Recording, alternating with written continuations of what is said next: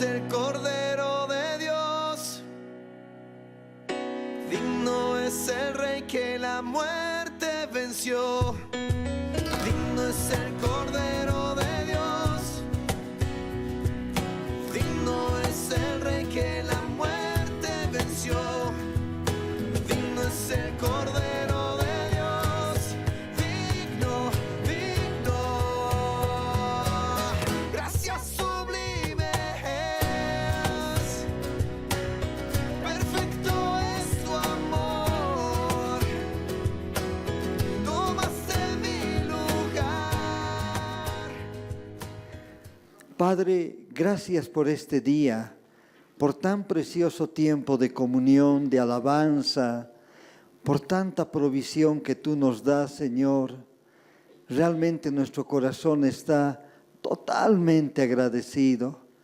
Gracias por David, Señor, en esta mañana, por toda la palabra que tú has puesto en su corazón, que ésta se extienda a nuestras vidas y nuestros oídos estén atentos, Señor, a aquello que tú quieres hablarnos, que nuestro corazón, Señor, se goce de conocer más y más de tu corazón, de tus pensamientos.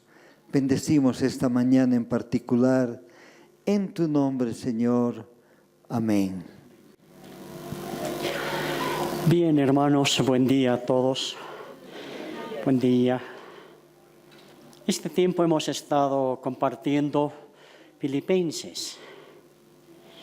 Y bueno, casualmente me tocó compartir y abrir Filipenses y ahora voy a cerrar Filipenses con el capítulo 4 de los versos 10 al 23.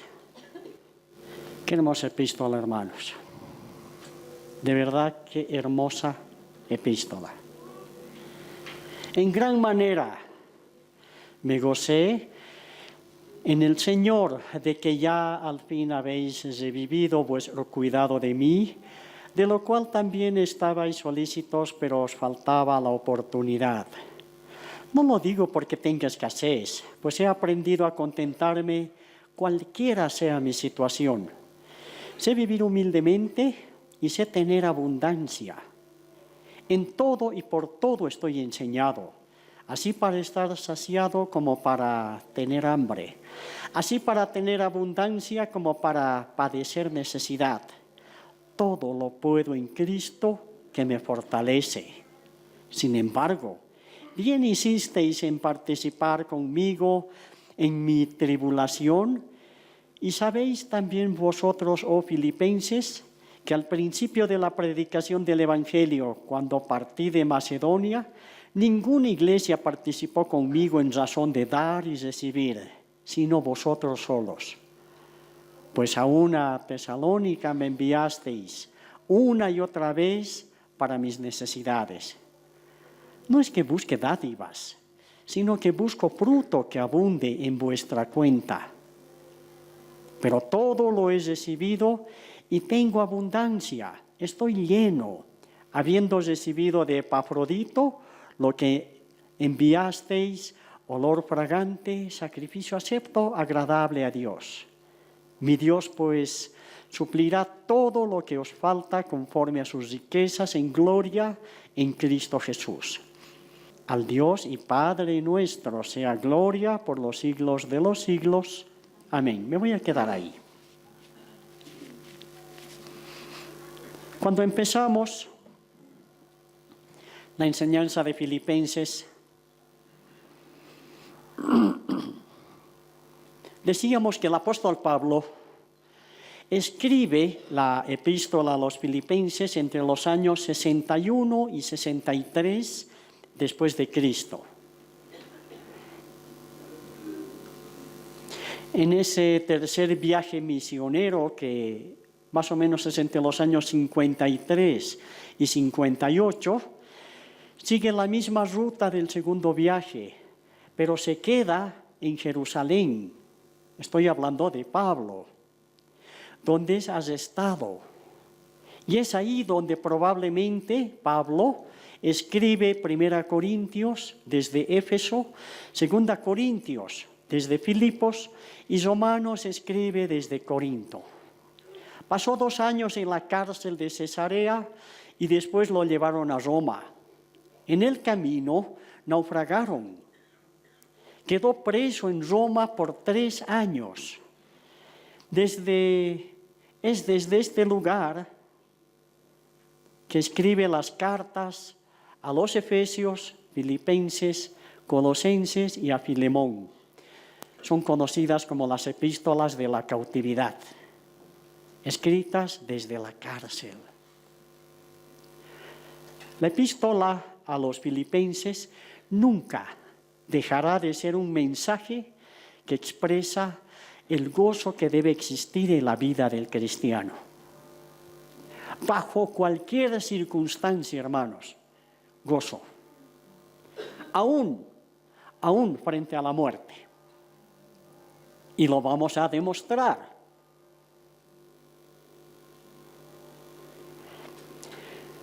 Muy interesante lo que escriben en la Biblia devocional de estudio. Manifiesta que Filipenses es el libro más gozoso de la Biblia y proviene de la pluma de un escritor encadenado a un guardia romano. Miren esa circunstancia en la que ha sido escrito Filipenses. Muchos expertos opinan que Pablo escribió esta epístola a los Filipenses justamente en el tiempo en que Nerón comenzaba a arrojar a los cristianos a los hambrientos leones y a quemarlos como antorchas para iluminar sus banquetes. La pregunta que muchos se hacen es: ¿cómo es posible que un hombre de manera racional puede escribir una carta dedicada al gozo cuando su propia existencia está siendo amenazada? ¿Cómo pudo haber escrito Pablo de esa manera?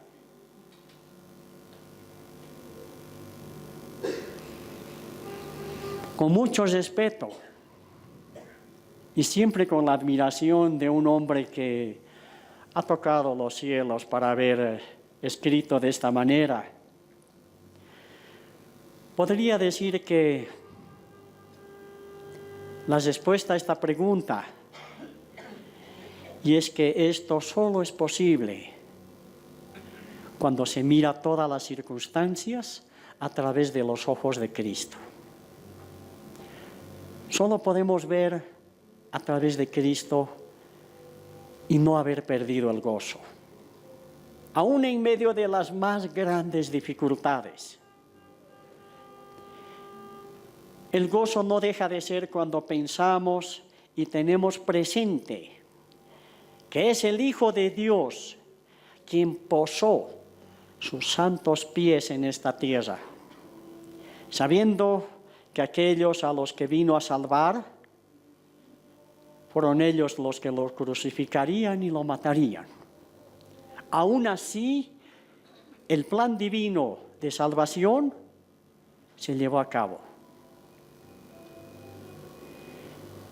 Me impresiona cada vez más cómo es que el Señor estaba en medio de la gente y Él sabía que ellos lo iban a crucificar y no se echó atrás.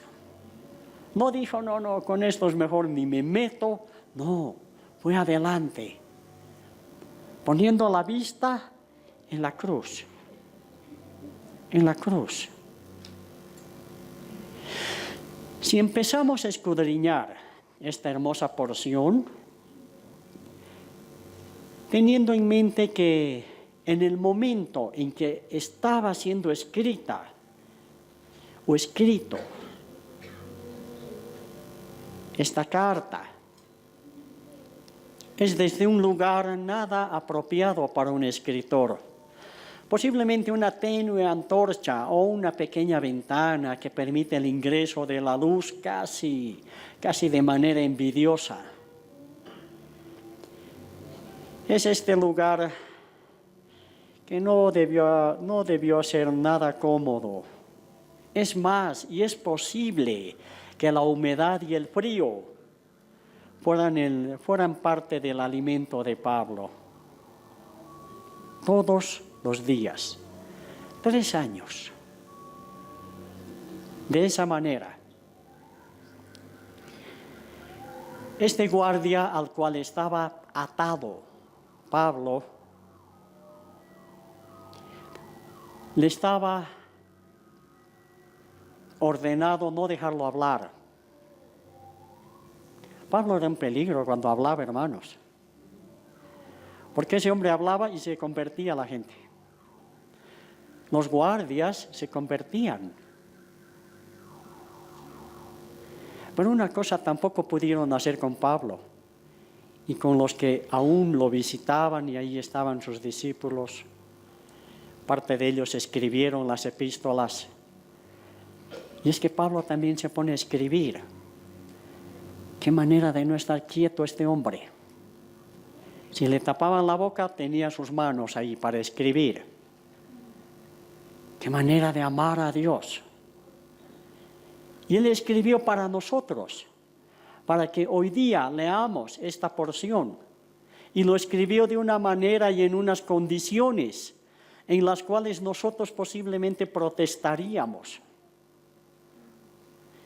No, nosotros somos más ejecutivos, queremos un escritorio, una buena lámpara y mejor si es una laptop, ¿no es cierto? Ahora ya somos más modernos, ya no escribimos a puño y letra. ¿Sí? Y si se corta la luz, entonces postergamos el escribir, ¿no es cierto? Qué exigentes que somos para escribir, hermanos. En esas condiciones, que esta última parte de su epístola inicia con esta expresión: en gran manera me gocé en el Señor de que ya al fin habéis revivido vuestro cuidado de mí, de lo cual estabais solícitos, pero os faltaba la oportunidad. Cuando estuve escribiendo esta enseñanza, hermanos, me puse a pensar en algo que estoy dispuesto a darle batalla todas las veces que pueda. ¿Y a qué me refiero? ¿Cómo sería escrito? ¿Cómo sería escrito este verso solamente por un pastor de la prosperidad? ¿Qué les parece? A ver, ¿cómo habría escrito ese pastor de la prosperidad? Más o menos escribiría algo así: en gran manera me gocé de que al fin habéis depositado en mi cuenta sus semillas y se han acordado de que tienen pastor y habéis dado señales de haber revivido, porque su indiferencia económica casi me mata. Además, recordarles que su cuidado de mí incluye que no debe faltar la gasolina y el mantenimiento para mi avión y las limusinas. Oro a Dios para que nunca os falte la oportunidad de hacerlo. ¿Qué les parece? Hermanos, hermanas, doy gracias a Dios que no fueron estos pastores o mal llamados apóstoles los que escribieron esta epístola. Además, no creo que Dios utilizaría estos impíos para este propósito. ¿Por qué estoy hablando de esto? Un día aprendí y decía: ¿quién revela si eres pastor? ¿Quién te revela si realmente eres pastor? Claro, y uno dice, bueno, y las escrituras. No, no es. Es el lobo. El lobo revela si eres pastor. Porque cuando viene el lobo, tienes que estar dispuesto a dar tu vida por tus ovejas. El que no es pastor va a huir. Y yo estoy hablando de lobos. Y vamos a defender la doctrina del Señor. Por eso es que en muchos de mis mensajes incluyo aspectos de que esta teología de la prosperidad es la que más daño está haciendo a la iglesia en todos los tiempos. En todos los tiempos. Porque es la doctrina más dañina. ¿Por qué? Se los voy a explicar. Porque otras doctrinas afectaron posiblemente un país o una región. Esta doctrina está dañando mundialmente a la Iglesia del Señor. Y trae blasfemia, trae insultos a la Iglesia del Señor. Y como son lobos los que están hablando, nos vamos a parar los pastores y tenemos que defender a nuestras ovejas.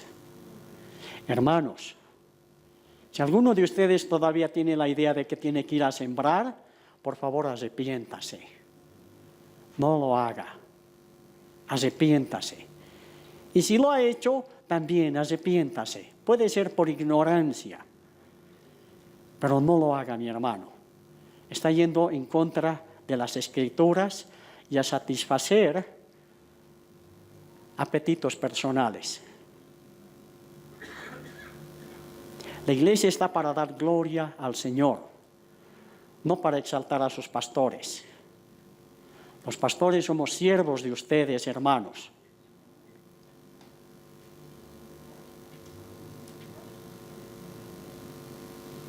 En las circunstancias en que se encontraba Pablo, tiene el coraje de decir que no tenía escasez. Y uno dice, Pablo, ¿no estás exagerando? Es más, tenía una actitud de contentamiento. Y tener una actitud de contentamiento, hermano, se aprende. Se aprende. Muchos no aspiramos a algo mejor porque no queremos aprender a vivir de manera humilde. También se puede aprender a vivir humildemente cuando hay contentamiento. No sé cuántas familias, o alguna vez los esposos, hay veces no hay hermanos y tenemos nomás que partir de un pancito, ¿cierto? O hacer remojar ese pancito que pensábamos que era para pan duro, ¿no es cierto? Es mejor hacerlo remojar en un café y se puede pues comer. Y esas son cosas que tú nunca las vas a olvidar cuando las has experimentado, porque eso también es la provisión de Dios. Y yo sé que muchos matrimonios aquí han tenido que llegar posiblemente a decir, mira, vamos a tener que sacrificar nuestros aros. Yo sé que han hecho eso, hermanos, pero no han sacrificado su hogar, su familia, su esposa.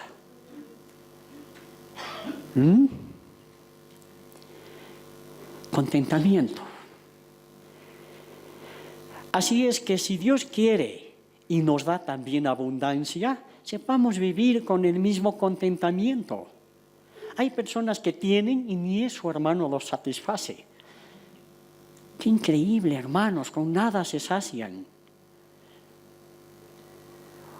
Porque Dios no está como el número 1 en su vida. Nada te va a saciar si Dios no es el número 1 en tu vida. Nada. Necesitamos ser enseñados para tener abundancia como para padecer necesidad. En el verso 13, este es uno de los versos más utilizados dentro de la vida cristiana. Todo lo puedo en Cristo que me fortalece. Un verso muy conocido, hermanos, ¿cierto? ¡Qué verdad eterna! ¡Qué verdad eterna! Lo utilizamos para alentar a los hermanos cuando pasan por pruebas y tribulaciones y otras circunstancias. Lo que no hacemos es analizar bien esta poderosa expresión. Y son dos cosas que pasamos por alto de este verso. Uno, el apóstol Pablo llega a esta máxima expresión después de haber escrito que tiene gozo bajo cualquier circunstancia. Y lo demuestra porque su pluma se deslizaba en una cárcel en ese momento. En ese momento. Que ha aprendido a tener contentamiento cualquiera sea su situación. Que ha aprendido a vivir humildemente. Sabía lo que era tener abundancia y escasez. Había experimentado el estar saciado y el padecer necesidad. Y lo confirma con esta expresión: en todo y por todo estoy enseñado. Y es a partir de esta experiencia, y digo experiencias polarizadas, el tener en abundancia y el pasar hambre. Con esa experiencia, Pablo, con toda autoridad, enseña que todo lo puedo en Cristo, que me fortalece. Hay que pasar muchas veces esas experiencias, hermanos, para decir todo lo puedo. Todo lo puedo. Segundo, esta verdad eterna solo se hará realidad en nosotros al entender que es cuando nos encontramos en Cristo. Solo cuando estés en Cristo se cumple esta palabra. Entonces, la pregunta que no podemos evitar o dejar de hacer es: ¿y qué es entonces estar en Cristo? ¿Qué es estar en Cristo, hermanos? Porque dice, todo lo puedo en Cristo. Entonces, Señor, ¿qué es estar en Cristo? Eso vamos a aprender. Me gustó mucho lo que escribe este buen escritor John Piper. Y él hace una pregunta, dice: ¿cómo llegamos a estar en Cristo? ¿Cómo es que llegamos a estar? Y hay dos niveles. Uno, ya, en el nivel de decisión. ¿Quién ha decidido que nosotros estemos en Cristo? Y esto es una obra eminentemente divina y soberana de Dios. Dios ha decidido que estemos en Cristo. Ahora, ¿dónde dice eso? ¿Dónde dice? 1 Corintios, ya, 1:30. Dice: mas por Él, o sea, por Dios, ya, estáis vosotros en Cristo Jesús. Por una decisión del Padre, nosotros estamos en Cristo. El Padre ha decidido. No es un asunto de lo que hacemos o pensamos. La primera decisión de que estemos en Cristo había sido de Dios Padre. Quiero que estés en mi Hijo. Qué tremendo, hermanos. Me sorprende el corazón del Padre. Me sorprende. Con razón, lo primero que Él ha pedido que le digamos: Padre nuestro. Padre nuestro, papito, Abba Padre.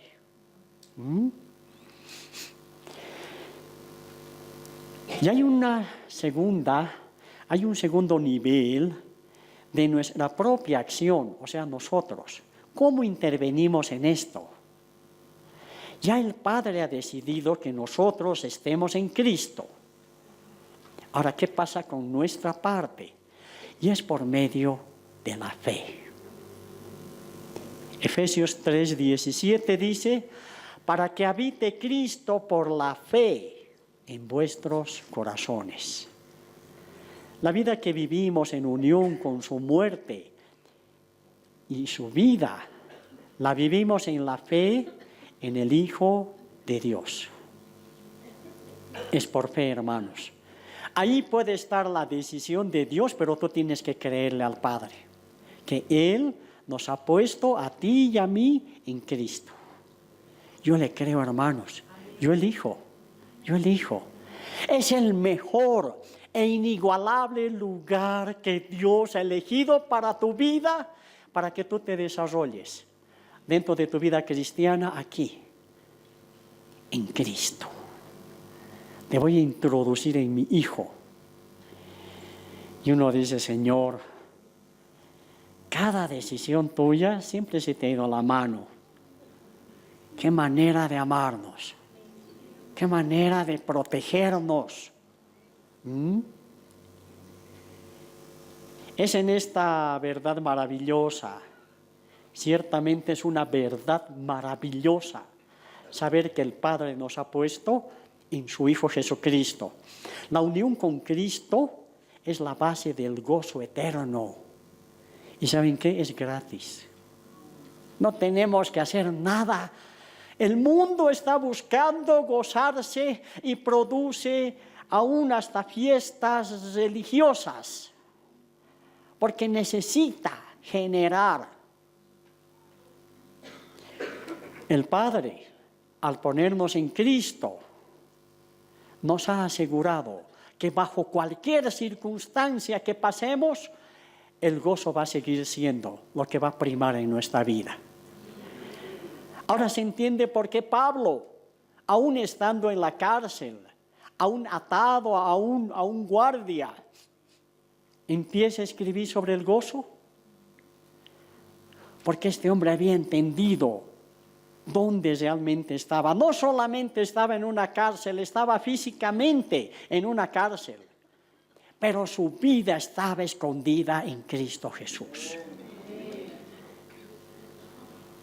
Y ahí brotaba el gozo, el gozo. ¿Cuántas veces asuntos pequeños nos quitan el gozo?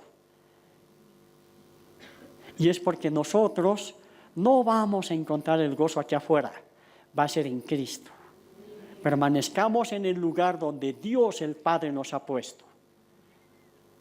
¿Se ha entendido, hermanos, hasta ahí? ¿Sí? Estar en Cristo Jesús es una realidad estupenda. Es asombroso lo que significa estar en Cristo. Unido a Cristo, amarrado a Cristo. Si estás en Cristo, escucha lo que significa para ti. ¿Qué significa estar en Cristo?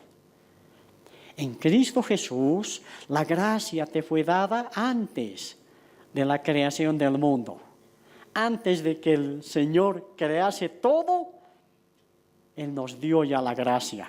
Segunda Timoteo, capítulo 1, el verso 8 al 11, dice: la gracia nos fue dada en Cristo Jesús antes de los tiempos de los siglos. ¿Qué les parece? O sea que estábamos en los planes del Señor mucho antes de que siquiera creara el mundo. ¡Qué Dios más amado! ¿Cuánta reverencia no nace en el corazón, hermanos, al enterarnos esto? En Cristo Jesús fuiste escogido por Dios antes de la creación. Efesios capítulo 1, el verso 4. Según nos escogió en Él, en Cristo nos ha escogido, antes de la fundación del mundo, para que fuésemos santos y sin mancha delante de Él. No sé cuántos de nosotros hemos tenido oportunidad cuando, aún antes de casarnos y decir, cuando me case, sí, voy a tener 6 hijos. Y uno se pregunta, ¿qué fe la tuya, varón, no? O alguna hermana, decir, wow, qué lindo corazón. Pero siempre hay que preguntarnos después del parto, especialmente las hermanas, ¿no? Y los varones también, después del primer hijo tenemos que preguntarnos. Yo admiro, en serio les digo, las parejas que tienen hartos hijos. Es una gracia de Dios, hermanos. Algunos hemos llenado la aljaba no con tantos hijos. Nuestra aljaba había sido más pequeña, pero de otros no, es de doble fondo. De verdad, y los admiro, hermanos, en serio. Qué bendición que hayan podido sacar adelante a tantos hijos. En Cristo Jesús eres amado por Dios con un amor inseparable. Eso es lo que quiere decir en Cristo Jesús, el amor de Dios que es inseparable. Romanos 8:38 dice, por lo cual estoy seguro que ni la muerte ni la vida, ni ángeles, ni principados, ni potestades, ni lo presente, ni lo porvenir, ni lo alto, ni lo profundo, ni ninguna otra cosa creada nos podrá separar del amor de Dios que es en Cristo Jesús, Señor nuestro. Cuando tú estás en Cristo, cuando yo estoy en Cristo, nada nos va a separar del amor de Dios. Pero la condición es estar en Cristo. ¿Está bien? Lo voy a poner de una manera figurativa. Es como si David o tú fueras este papel y el Señor ha agarrado y ha dicho en Cristo. Te he introducido. No importa lo que pase, tú estás aquí adentro, en el corazón mismo de Jesús. Aquí hay gozo, aunque lo de afuera se nos esté derrumbando. ¿Se entiende lo que es estar en Cristo? ¿Sí? Entonces trata de no salir. Trata de que las circunstancias de la vida no te saquen. Porque ahí es donde ronda, dice, ¿no es cierto? Satanás está dando vueltas.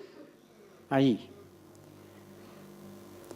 Es cuando estamos fuera de Cristo que nos acontecen cosas que no debería acontecernos. Por lugar y por tiempo. No deberías estar en ese lugar y no eres el tiempo. En Cristo siempre van a ser tus decisiones con sabiduría. Jovencitas, escúchenme bien. En Cristo tú vas a encontrar al que va a ser tu esposo. En Cristo. Y no se trata de que, bueno, cuán guapo tiene que ser o no. Deja que Dios te dé el esposo que tú estás buscando. Deja que Dios te dé la esposa que tú estás buscando, varón. Pero no te salgas del lugar donde el Padre te ha puesto, en Cristo. Sal de ahí y vas a ver que el mundo te va a tragar. Y vas a encontrar chicas o chicos que, mira qué amables, todo. No, estás fuera de Cristo. Ya perdiste. Ya perdiste. Estoy hablando a los solteros y solteras. Cásense en Cristo. Formen su hogar en Cristo. Tengamos nuestros hijos en Cristo. Porque es con Él con quien vamos a pasar la eternidad. En Cristo Jesús ha sido redimido, hemos sido redimidos y perdonados de todos nuestros pecados. Efesios 1:7 dice, en quien, o sea, en Cristo ya, tenemos redención por su sangre, el perdón de pecados según las riquezas de su gracia. En Cristo hemos sido perdonados. Aquí voy a hacer un paréntesis, hermanos, para enseñarles algo interesante.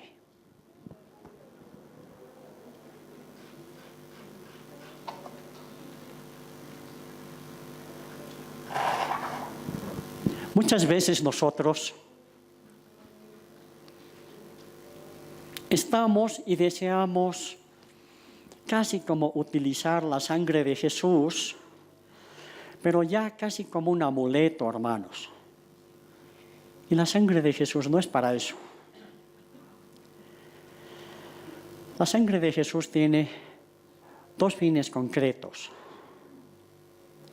Uno, nos limpia de todo pecado, ¿cierto? Y dos, hermanos, es el precio con el cual hemos sido comprados. Cuando Jesús volvió, Él entró con la paga para comprarnos a nosotros y era su propia sangre. Nosotros hemos sido comprados con altísimo precio. Por eso dice que la vida en la sangre está, ¿cierto? La vida de cualquier persona está en su sangre. Cuando tú estás donando tu sangre, estás donando tu vida. Hermanos, no es para otra cosa la sangre de Jesús, no es para, no sé, hay veces tomamos algunas actitudes y decir, te cubro. No cumple esa función la sangre de Jesús. La sangre de Jesús es cuando Cristo nos ha hecho aceptos delante del Padre, presentando Él su propia sangre. Aquí está el precio. Los voy a comprar a toditos, a toditos. Y ahí habíamos estado nosotros, hermanos, en la eternidad. Yo no lo sabía, pero cuando Jesús estaba entrando, me estaba mirando a ti y a mí. Y nos dice, los voy a comprar. Aquí está el precio. Ahora me pertenecen. Por eso es que le pertenecemos a Jesús. No es un asunto de que, bueno, ahora me he vuelto evangélico y ahora ya no soy católico. ¿Saben qué? Y está bien eso para uno que recién está empezando sus primeros pasos. No para ti que ya has caminado años. No se trata de ser evangélico o católico. Se trata de que sepas la verdad. Y la verdad es de que tu precio es muy alto. Y es la sangre de Jesús. Y no podemos estar utilizando la sangre de Jesús en cualquier cosa. No es un mantra. No lo es.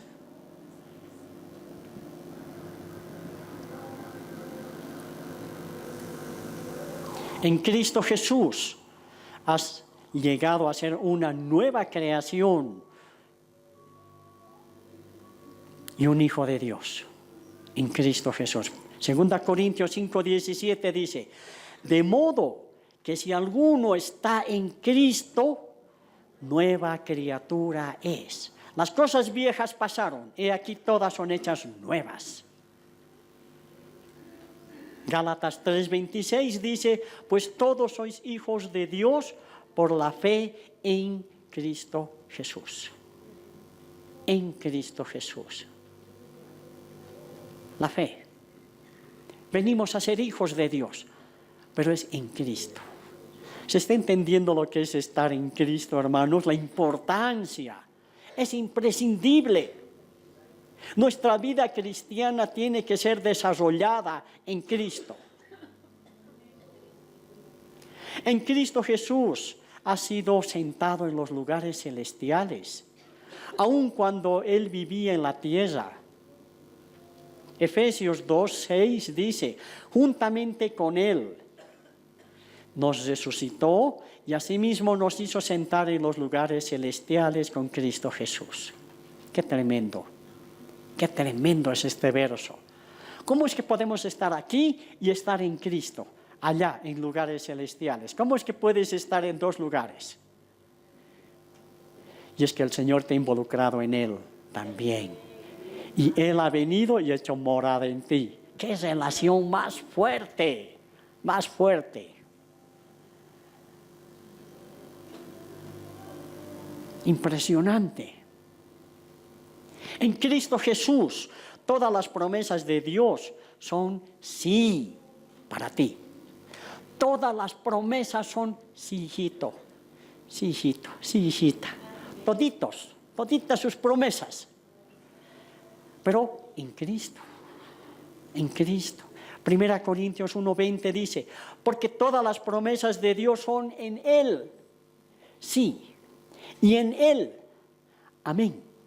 Eso dice la Escritura, por medio de nosotros para la gloria de Dios. Todas las promesas son, es tuyo, hijito, es tuya, hijita, pero es en Cristo. Qué impresionante descubrir la riqueza de la vida cristiana en Cristo. En Cristo Jesús está siendo santificado.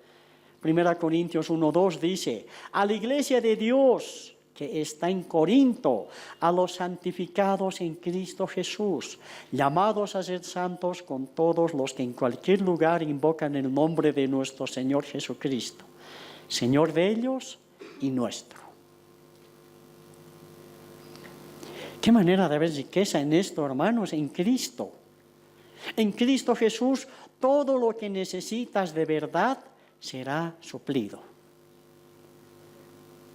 Qué lindo. Yo no sé cuántos de ustedes pasan experiencias donde se sienten, por ejemplo, mimados por el Señor.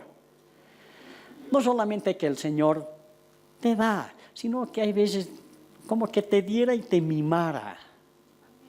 Yo paso eso, hermanos, en serio. Qué lindo es sentirse mimado del Señor, no malcriado, mimado. Y todo el Señor suple. ¿Cuántas veces has orado por una movilidad? Y no digo un auto para ti, sino estás tan apurado y dices, Señor, necesito llegar. Y para el único que hay asiento es para vos. ¿Sí? O todo es una hora pico ahí, la gente desesperada y todos están enojados. Y los autos pasan y justo para, se baja una persona, subes. Ahí yo me siento mimado. Cosas simples de la vida te hacen ver cómo Dios te mima. ¿Cierto, hermanos?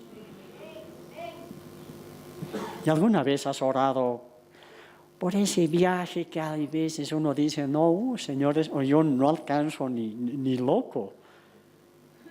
Pero ten fe, Dios te va a llevar, ¿cierto? Te va a mimar. Pero cuando estés allá, acordate pues, acordate que un día al menos habías orado, no, Señor, has hecho realidad, ¿no? Y no, mira, he tenido que ahorrar así. No, ¿quién te ha dado pues para ahorrar, hermano? ¿Ah? ¿Cierto? En Cristo. En Cristo Jesús la paz de Dios guardará tu corazón y tu mente. Filipenses 4:7. Y la paz de Dios que sobrepasa todo entendimiento guardará vuestros corazones y vuestros pensamientos en Cristo Jesús. ¿Qué les parece? ¿O no me dirán que no han sido turbados ustedes tampoco con tanta marcha? Claro, pero en medio de todas esas marchas, que no te quite la paz. No te quita la paz. ¿Cierto? He hecho unos trámites 2 veces, he tenido que pasar por en medio de las marchas, sus petardos, todo. No importa, me tapo mi oído, el que no oigo más de paso. ¿Qué les parece? Pero no te quita la paz, no te tiene que quitar la paz. Porque tu paz está el estar en Cristo.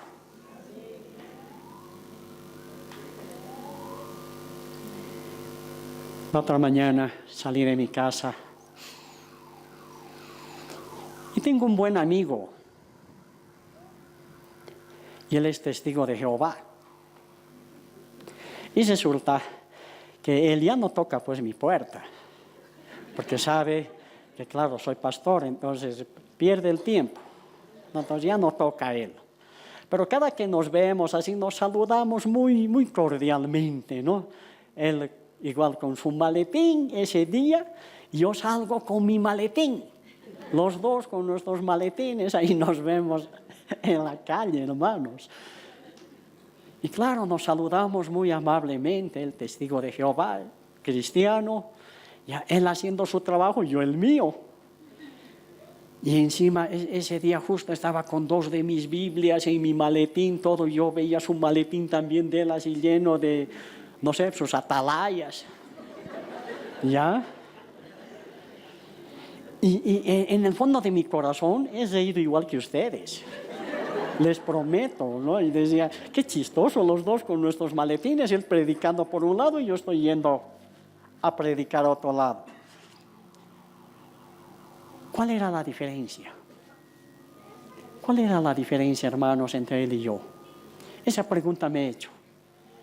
Porque él también está seguro que está predicando la verdad. ¿Y saben cuál era la diferencia? Es que estoy en Cristo. Nada más, hermanos. No soy mejor que Él. Él tiene el mismo deseo de predicar a su Dios, o a su manera, no lo sé. Pero solamente es que yo quise ser hallado en Cristo. Esa es la diferencia. No eres mejor que cualquier persona, hermano. La única diferencia es que Dios le ha placido introducirte en su Hijo Jesucristo. Eso marca la diferencia. En Cristo Jesús seremos resucitados de los muertos en la venida del Señor. Eso está en 1 Corintios 15, 22. Porque así como en Adán todos mueren, también en Cristo todos serán vivificados. Todos los unidos a Adán en la primera humanidad mueren.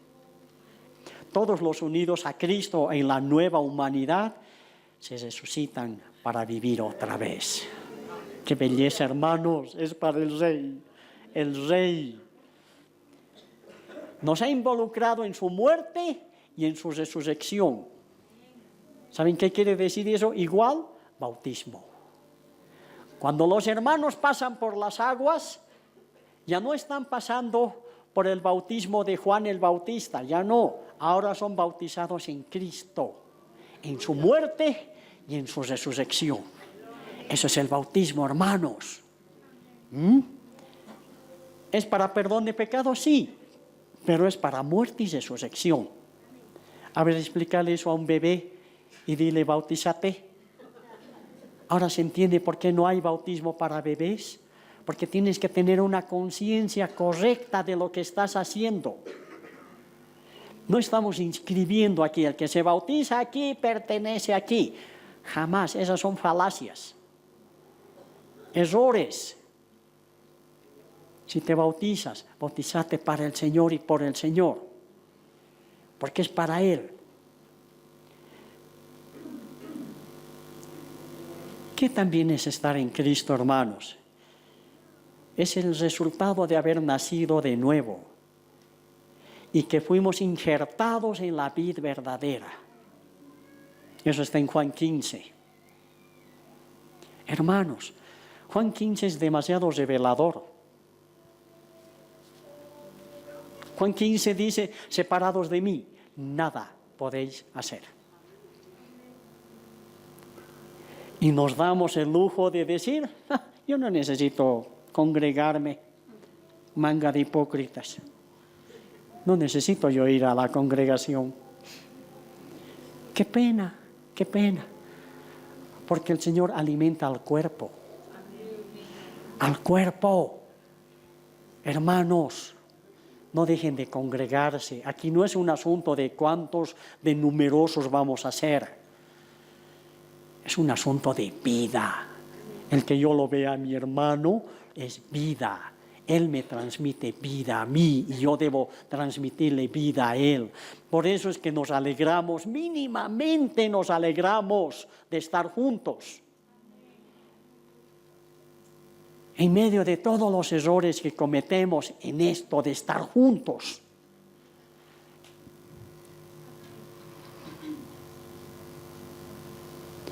Cuando te ha salido un uñero, que a la mayoría nos ha salido, ¿no ve? Nos hemos olvidado cortarnos.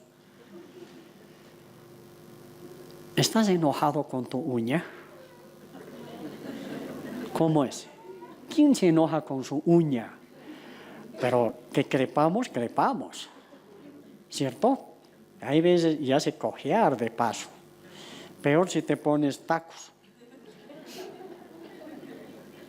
Nadie se enoja contra la uña. Más bien buscas, decir, si no saco este uñero, me va a embromar todo el día, ¿cierto? ¿Pensamos así? Sí, para corregir. Pero no te haces volar pues toda la uña. Cortas el lugar que está lastimando, porque es normal que crezca. Y así muchas veces necesitamos arreglar asuntos de la vida de la iglesia. Algunos quieren que ya uña y todo que salga. No, hermanos, tengan paciencia. La vida de la iglesia te va a formar hasta el carácter de Cristo, ¿cierto? ¿Sí? Así que no se hagan los angelitos ni tampoco las víctimas. La vida de la iglesia hay que vivirla todos los días. Todos los días. ¿Está bien? Estar en Cristo es un aspecto de estado. Estábamos muertos en nuestros delitos y pecados y ahora hemos recibido la vida de Cristo. El que tiene al Hijo tiene la vida. Y el que no tiene al Hijo de Dios no tiene la vida. 1 Juan 5:12. Bien claro, hermanos. Es un asunto de vida. El que tiene al Hijo tiene la vida. No, yo también creo en Dios, pero a mi manera. ¿A cuántos ya se les ha borrado esa forma de pensar? Pues se te tiene que haber borrado, hermanos. ¿Sí? ¿Te sigues creyendo ese asunto de yo no voy donde esos cristianos porque te lavan el cerebro? Yo les digo amén, amén, has dicho la verdad. Este cerebrito necesitaba ser lavado. ¿Sabes? Había tanta mugredad aquí. No les exagero, hermanos, estoy hablando de mí. Aquí era un contenedor de basura.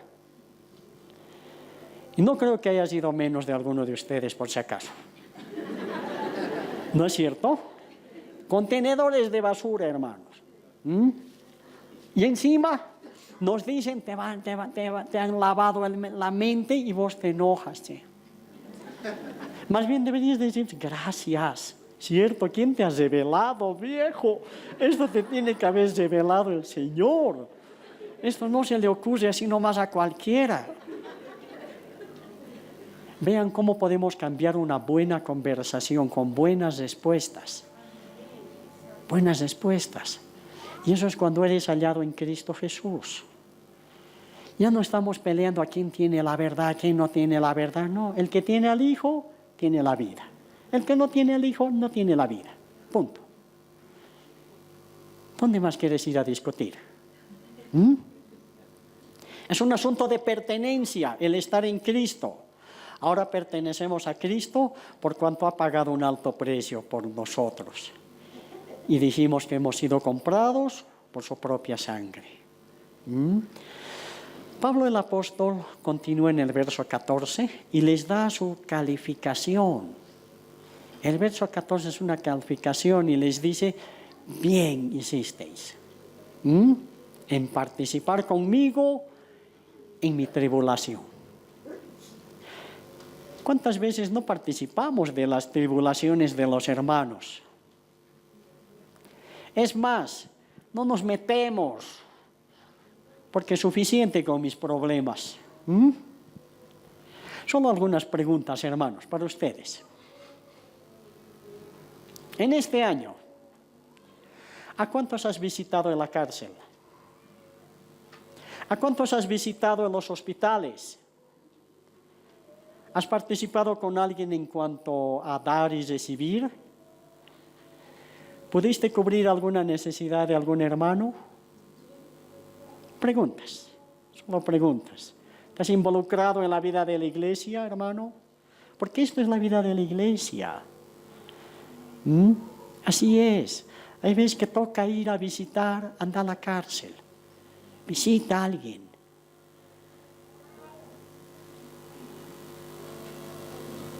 Hay alguien que está pasando necesidad, nadie te dice que cubras toda su deuda. Pide consejo. ¿Cómo podemos ayudar? Pero seremos parte del ayudar. En cuanto a dar y recibir, dice, la mayoría de nosotros somos un poquito más hábiles en dar, pero no tienes la humildad para recibir. Lo primero, no te preocupes, por favor. Déjate bendecir, hermano. Déjate bendecir. Y somos bien mal pensados. No sé, un ejemplo ahí se me ocurre. Viene un hermano y dice, hermano, para vos con cariño, un par de medias. Ha debido ver que mi media está rota. Claro, ¿no? Y por eso, Señor, y ahora mira, no seas mal pensado, recibí con gratitud. Ya les he dicho, así como pastores, muchas veces recibimos casi con lágrimas, hermanos. Y hasta lo puedo volver a contar. La vez que vino una hermana que tenía tanta necesidad, yo lo sabía. Y me trajo una librita de azúcar. Nada más, con todo su amor. Y yo sabía que posiblemente esa librita era por ahí su pasaje para volver a casa. Pero lo trajo. Ahora díganme, encima le voy a decir, ¿no me des? Sería no ser pastor. Pero ¿saben cuánto me ha hecho durar esa librita, hermanos? En mi casa no permitía que usen para cualquier cosa, sino para cada cucharilla lo he saboreado, porque sabía de dónde había venido. Y cada que me acuerdo lloro, porque amo a esa persona que en su necesidad trajo. ¿Eres capaz de recibir? Porque hay que saber recibir, cristiano. No te ofendas cuando alguien te quiere bendecir. No te ofendas. Deja de ser orgulloso. No, yo tengo el triple, no, deja nomás ahí.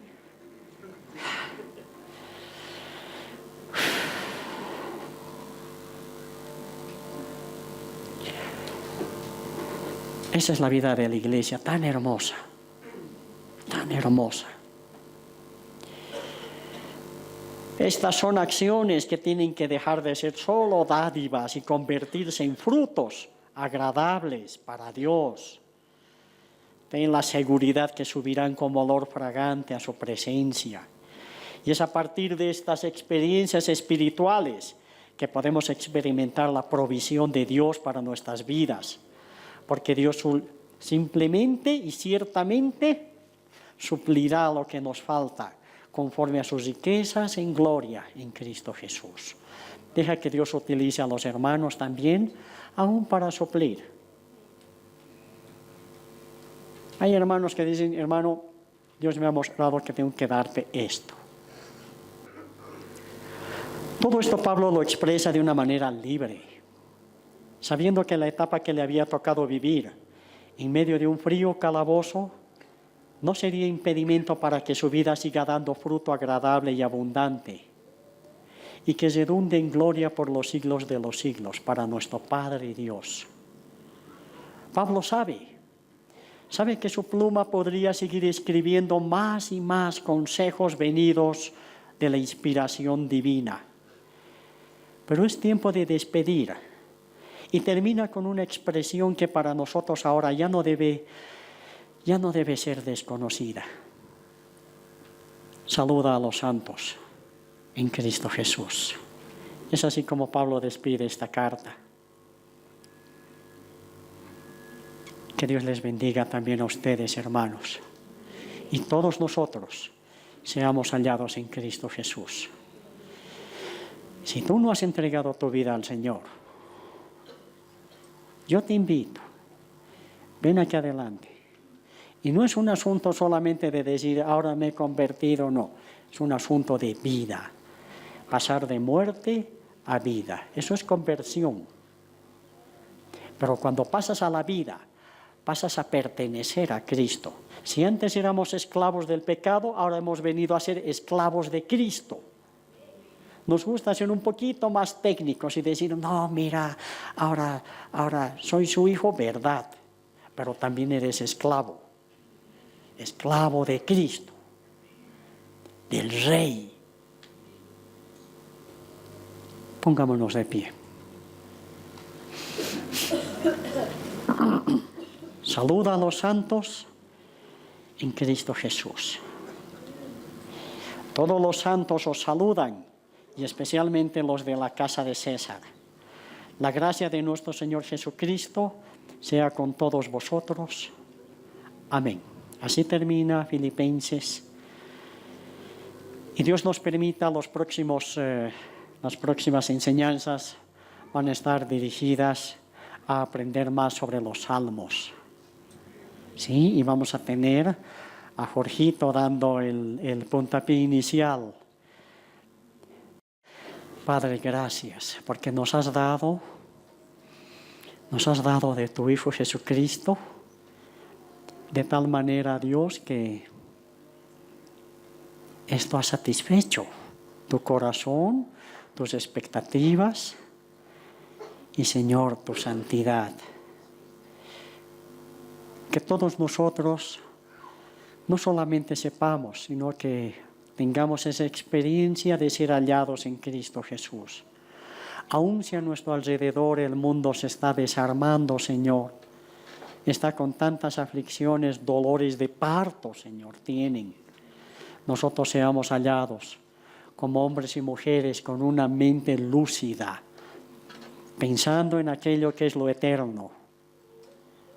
Por ejemplo, que podamos seguir expresando: ven, Señor Jesús, tu venida está pronta, Señor, y con todo nuestro amor te decimos: ven, Señor Jesús, tu iglesia te espera, tus santos te esperan, Señor. Gracias por esta mañana, gracias por la palabra que tú nos has vertido, Señor, y esta le cabida en el corazón de mis hermanos y hermanas, en el nombre de Jesús. Amén. Digno es el Cordero de Dios, digno es el Rey que la muerte venció, digno es el Cordero de Dios, digno es el Rey que la muerte venció, digno es el Cordero de Dios, digno, digno. Gracias.